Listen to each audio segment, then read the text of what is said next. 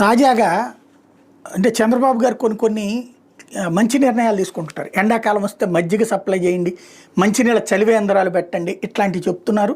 నడుస్తుంది. చలివేంద్రాలు ప్రైవేట్గా పెడుతున్నారు కానీ ప్రభుత్వం వైపు నుంచి కనిపించాల్సి ఉంది. మరి ఇప్పుడు ఏమైనా కనిపిస్తే ఏం చూడాలి. మజ్జిగ కేంద్రాలు ఇట్లాంటివి. అయితే ఢిల్లీలో మొన్న మధ్యన మాట్లాడుకున్నాం. ఏదైతే ఈ మండుటెండల సందర్భంలో చల్లటి జల్లు పడేలాగా పెట్టారు అన్నటువంటిది. ఇప్పుడు మరొక టెంపరీ సొల్యూషన్ ఒరిస్సా వాళ్ళు పెట్టారు. ఇప్పుడు సాధారణంగా సిగ్నల్ లైట్ల దగ్గర నుంచోవాల్సి వస్తుంది కదా, 2-3 నిమిషాలు అట్లాగే ఆగాల్సి వస్తుంది కదా, అక్కడ ఇట్లాంటి గ్రీన్ మ్యాట్స్ పెట్టారనమాట. పైన, కింద కాదు, పైన ఇట్లాంటివి పెట్టుకొచ్చారనమాట. మనోళ్ళు ఇదివరకు జగన్ విషయంలో పరదాలు అంటుంటారు కదా, అట్లాంటిది అనమాట.